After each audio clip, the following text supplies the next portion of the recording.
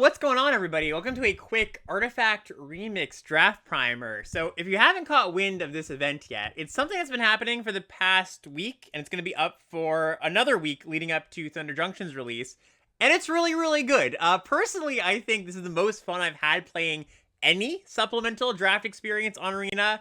That includes cubes that they've had up. It's pretty much a low-ish power cube themed around, of course, artifacts. But a little bit of a difference between this and a cube is it uses the same pack structure you'd expect from a normal draft set. Like, every pack got a rare, 3 uncommons, the rest of the cards being commons. You know, I guess play boosters throw a bit of a wrench in that, but you know what I mean. Anyways, I thought it would just be fun and potentially useful to talk about this format a bit. I'm going to cover the main archetypes that I think you're going to find yourself in, some general tips about the format, and I think most importantly, I want to highlight some cards that you want to keep your eye out for. I know not everybody is going to have experience with all the cards in this format. You might not have even seen some of these cards before, and even if you have, certain cards get better in the context of everything in the format caring about artifacts, so we'll be talking about those. Oh, and by the way, they did include this little view card pool thing like they do with cubes, which I think is really helpful if you just kind of want to scan the cards, read some of them before you jump in. I did this before I jumped in, and I did feel more prepared for my first draft, so yeah, I would highly recommend just like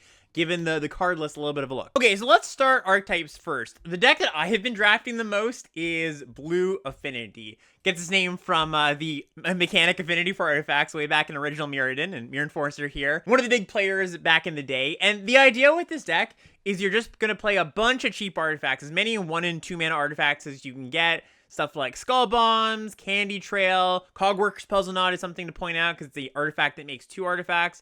All in the interest of powering out Gear Seeker Serpent, which basically has affinity for artifacts, and Mirror Enforcer. Gear Seeker Serpent especially is quite powerful, just being it can be like a 4 mana, 5/6 that you can make unblockable at some point. It's gigantic, it blocks really well. It's not susceptible to artifact removal, which Mirror Enforcer is, although Mirror Enforcer, while being susceptible to artifact removal, does make up for that a little bit because it's also an artifact itself, so they can kind of help future copies of the Enforcer and the Gear Seeker Serpent. Also, probably a good time to just talk about the artifact duels that exist at common.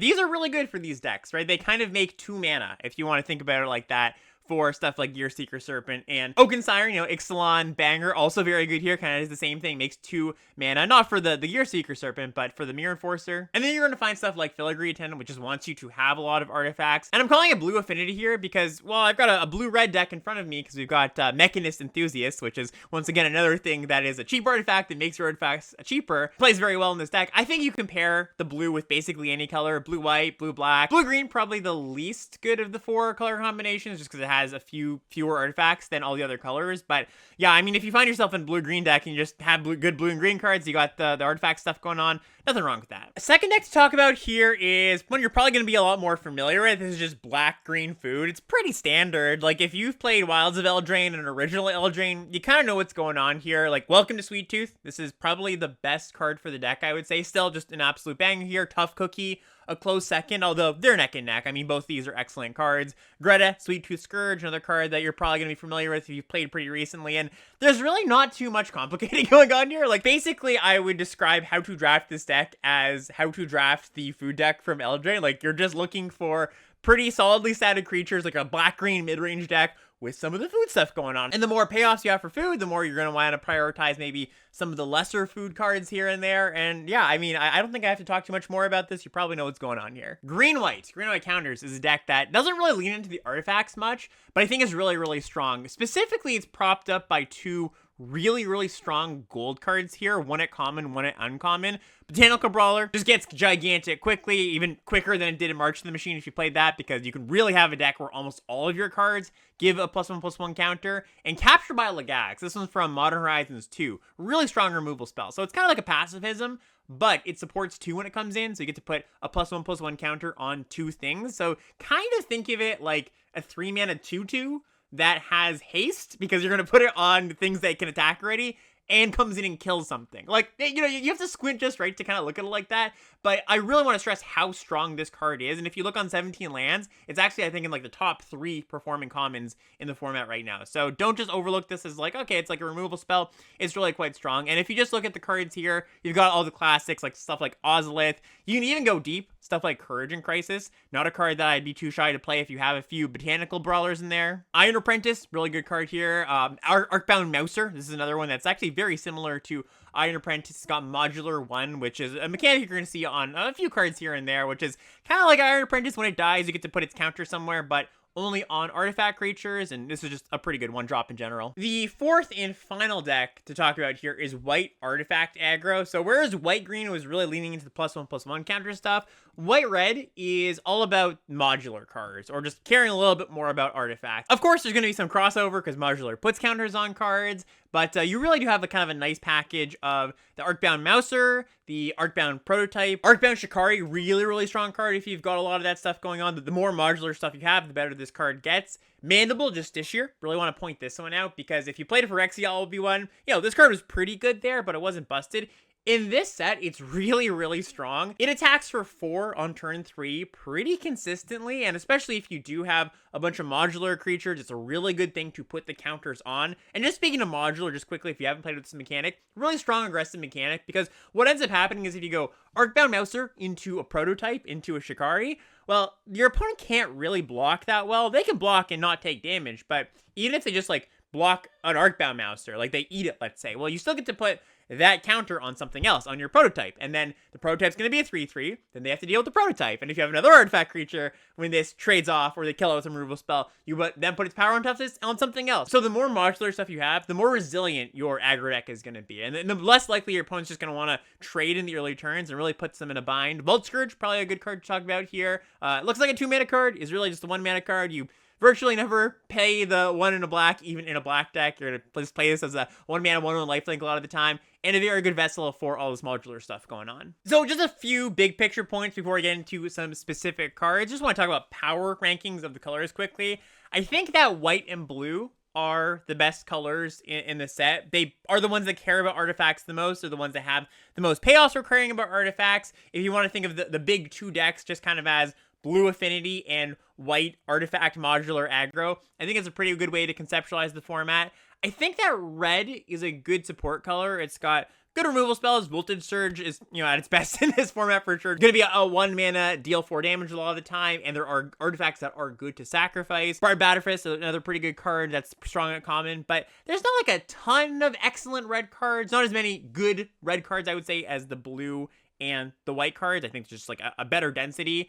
Black is the color that I am the least excited about. I think kind of just like red, it's a bit shallow. There's some standouts, certainly. There's some pretty good cards. I'm not saying it's completely devoid of good cards. Something like Vengeful Rebel, pretty solid cards, like a 3-mana 3/2 that most of the time comes in and gives something -3, -3. Witch's Vanity, still as good or maybe even better than it was in Wilds of Eldraine.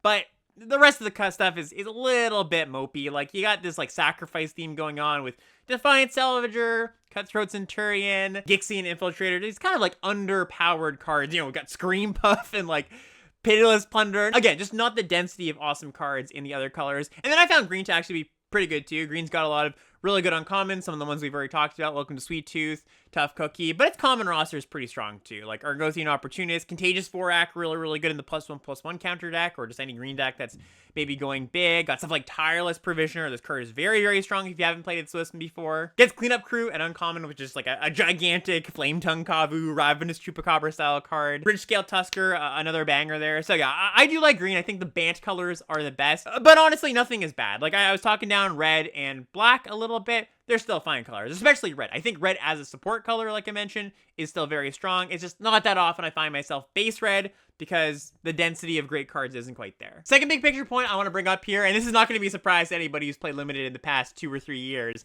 but you're really looking for things that generate multiple game objects. Stuff like Thraben Inspector, I think that's kind of an obvious one, but something like Ancestral Blade too. Just like a 2-mana artifact comes in, makes a 1/1 soldier, leaves behind equipment that gives +1/+1. Stuff like Glintsleeve Artisan comes in, make a 1/1, Ultic Cloud Guard, Scrapwork Cohort, still fantastic in this set. Like, it's just a little bit of a cheat code, honestly. If you're approaching this format and you're not exactly sure the good cards, just look for the ones that make multiple things. Whirler Rogue, one of the absolute bangers, one of the best cards in the entire format. Just a 2/2 that comes in with 2 Flying Thopters that you can tap 2 artifacts to make something unblockable. This card is actually pretty tough to beat. If you kill it, then they're still with Thopters. If you don't kill it, you're dead very quickly. And when you're making all these little trinkety game objects, there's a lot of reasons why you might want them. You might want to sacrifice them. Maybe it's something like Spyglass Iron that comes in, makes a map token, which then makes your Gear Seeker Serpents cheaper. There's some pretty good equipment in this format, so maybe you're just like equipping all these 1/1 tokens you're making. So yeah, like I said, it's not a surprise, but it's definitely in full force here. When in doubt, if you're looking through the pack, just take the card that comes in and makes a permanent, makes an artifact. And then just one more point before we get into some more individual cards, the topic of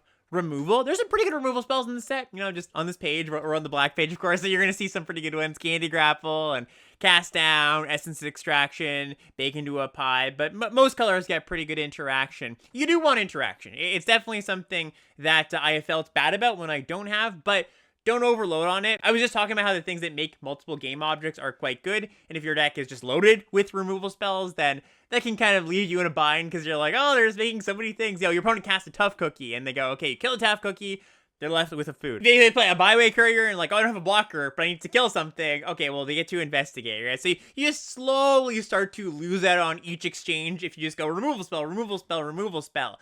However, you do want some to deal with some key threats, or in a key moment when they go to, for example, have a Welcome to Sweet Tooth, they go to put the counters on their creature, and you go, okay, I can kill that creature in response before it becomes a giant problem. All I'm saying here is don't overload on it. I would aim for like 4 or 5 good removal spells in your deck. All right, now let's talk about some individual cards. I'm going to go by rarity here, and I think the most powerful out of the bunch, Chrome Courier. This card's great. So this is a 3-mana 1/1 flyer that you look at the top 2 cards, put one of them in your hand, and if you chose an artifact card, you gain 3 life. Kind of look at this as a different, inspiring Overseer. It has 1 point of power, of course, but you get card selection. You gain more life if you choose an artifact, and a lot of the time you're going to be choosing an artifact, and it being an artifact itself is, of course, a bonus here. So this one's really strong. I think if I were to choose a best deck in the format, I said blue and white were the best colors, so I think it makes sense that blue-white, I think, is the best color pair. So one I've had the most success with and have had the most trouble facing most of the time, just multiple Chrome Couriers. You can chain these too, right? Go Chrome Courier, find my Chrome Courier, Chrome Courier, oh look, another Chrome Courier. You gotta have a lot of Chrome Couriers to do that, but I've seen opponents do that. I already pointed out this package of white aggro cards available just this year, Arcbound Prototype and Arcbound Mapser, but just really want to highlight how core I think these are to the white aggro decks. Some blue cards, Cogwork Wrestler. Still good. Yeah, it's still really, really good. And there's a lot of 1/1 tokens running around. So often what happens when you have a Cogwork Wrestler is you can win a combat somewhere and then also eat a 1/1 token or an X1 or whatever. And yeah, this card still as good as it was in Ixalan, to be honest. Still a very strong card. Metallic Rebuke. This is another really good one. A lot of the time, you just hold up 1 mana for your mana leak variant here. You got a bunch of little trinkets lying around, maybe some non-creature artifacts that you've just got kind of sitting there, a food or a clue or something. And yeah, it's really nice to be able to go like play a Gear Seeker Serpent and protect it with this, right? You play your Gear Seeker Serpent maybe on turn 4 or turn 5, be able to hold this up. Most removal spells will not be able to deal with a 6 toughness creature while still leaving up 3 mana to be able to pay for this counter. So Metallic Rebuke, really good one. Deadly Dispute, another one that was good in its original format, of course, but being able to sacrifice a food for value, making a treasure. This is an instant speed way to put a artifact on the battlefield, and that's not that common in the set. And there are actually things that affect combat if you're able to put an artifact on the battlefield at instant speed. Like, for example, the just this year. That's just a pretty simple example. Or a modular creature, right? Sacking a modular creature in combat, putting its counter somewhere. Bone Splitter, such a classic and very good here. Any evasion makes this card really strong. Putting it on a Vault Scourge, which is that 1 black Phyrexian lifelink flying creature. That's a nice little combo. But there's just a lot of little 1/1 Thopters, 1/1 servos lying around. You can upgrade those. A lot of times you just end up in a spot where it's like, okay, the board's a little bit stalled, but I'm just going to send in my 3/1. All right, now equip my other thing. Send that in. Send that in. Your opponent's like, oh, okay, I guess I have to block eventually. And then Ornithopter of Paradise. Just a pretty solid, flexible card. I think at its best in those blue decks, because this is another card that adds 2 mana for those affinity cards. You can tap it, and it is an artifact, so, it counts towards your affinity. But yeah, a pretty strong one. All right, some uncommons here. I'm not going to go through every single one of the tippy-top great uncommons. I actually think a lot of the good uncommons just like look good. Doesn't take a lot of practice or experience to be like, oh yeah, looks like a good card. But wanted to point out a few that maybe don't quite fall into that category. Whirler Rogue, I will admit, I think God, it does look really good, but it was so nice I had to mention it twice. It's also really funny. This card is from like 2015. It was from Magic Origins. Truly a card ahead of its time. This seems like a 2023 or 2024 card. I'm really surprised they printed this all the way back then. But yeah, just once again, take this card highly. This card's great. Ravenous Squirrel. This one's a little bit easy to overlook. Gets big really quickly. This is not a once per turn, like a lot of these cards kind of sometimes are. Just counts for any artifact or creature you sacrifice. Has this built-in sacrifice ability. This means any treasure you sacrifice, any food, any clues. Grows a squirrel. Really strong one drop. Ingenious Smith. This is one that when we played with it in the D&D set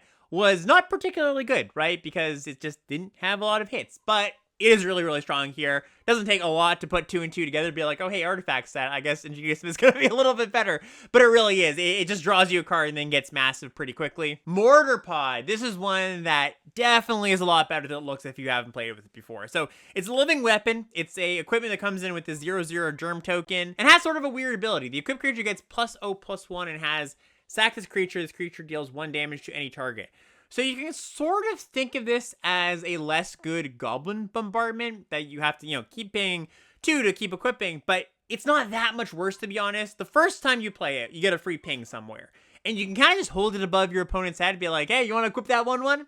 You're going to have to invest some mana, and then I can just kill it. Or, I'm going to talk about Welcome to Sweet Tooth again, where it's like, hey, you want to put your counters on your worst creature? Well, I can just ping that off. So maybe you have to put it on that creature that's already pretty big and doesn't really need the help. So you make your opponent's life pretty difficult. So it's kind of a defensive card early on, but eventually you just get to a point in the game where you just kind of do the math and you're like, well, if I just attack my opponent all here and I've got 6, 7, 8 mana, yeah, I can just kill them here, right? I just attack them all, and then I deal them the last 3 or 4 points, or maybe over the course of a few turns, you have a really wide board, and you just go, all right, equip 1 to your face, 1 to your face, 1 to your face, or maybe you want to use your board to deal with some important threats on their side of the board. So a really flexible card, and does get a lot better when you've got the things that make multiple bodies, like I was kind of referring to before, but definitely one's very easy to overlook if you haven't played with it before. Similarly, Monoskellion here. This is a 2 mana 1/1 that comes in with a +1/+1 counter.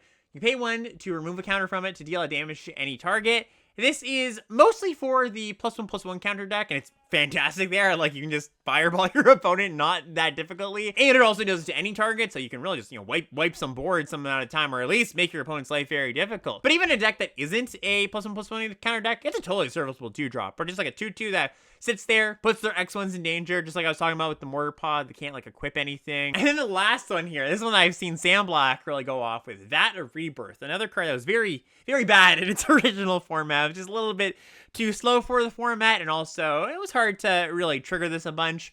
But in a format with clues and food, tokens that you can sacrifice at will, it's not that hard to set up some sort of value engine where you get to reanimate something that maybe makes tokens. And then that continues, and you can kind of fuel your future activations of Vat of Rebirth. Boards do kind of stall out in this format. It's not like it's a format where you can't get run over. You definitely can get run over. There's good aggro decks. It's not like board stalled the format or anything. But I would say in 30-40% of games, they sort of result in a board stall of some sort. Like a board stall where you have engines on board and people are still doing things, but it's a board stall the same where there's not great attacks for a few turns. And a card like Vat of Rebirth can really push you through that board stall, help you grind out some value, and yeah, it is just a card that I wanted to point out because it is much better than it was in Phyrexia Obi-Wan. Okay, then I want to leave us with just one rare to talk about here that is currently, by the way, performing as the top performing card in the set if you look on 17 lands. Retrofitter Foundry. And this is a very strange card to parse. If you haven't read this one before, you're like, hey, what is this card doing? So it's a 1-mana artifact. That's already actually a pretty good thing, right? Even in a format with affinity. It says 3 untap Retrofitter Foundry. All right, well, what does it do?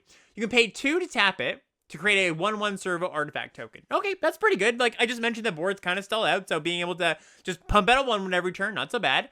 1 tap, sacrifice a servo, maybe the one you just made, create a 1/1 colorless Thopter artifact token with flying. Third ability here, tap it, sacrifice the Thopter, create a 4/4 colorless artifact creature token. So, of course, the thing that happens here is you go, okay, tap it, make a servo, upgrade it into a Thopter, upgrade that into a 4/4. If you've got enough mana, you can do that all in one turn because you can pay 3 to untap it. But it's not just a grindy card or okay, I want to stall at the board and really get some value. it can also be pretty explosive, because if you have other ways to make Thopters, you can just go, all right, tap it, sack my Thopter, make a 4/4. And what I found is that people aren't expecting that. It's a card that a lot of people haven't played against before, so you just have a Thopter that you've attacked with, and then they attack you with their 3/3, and you go, okay, sack my Thopter, make a 4/4, block, what you gonna do? You know, so yeah, this one is really strong, both in the long game, as the game goes on, but also has that potential to just be very explosive. And that's gonna do it. Yeah, just a short little primer here. I definitely did not cover all this format has to offer. You know, we really only went over the 4 big archetypes and some cards I think people might not have their eye out on. This format's not out for enough time to really do a full limited level ups, full hour-long deep dive. I would love to do that on this format, but there's other content to be made, unfortunately. So I hope that you enjoyed this. I hope you got something out of it. And really, I do recommend this. It's a lot of fun.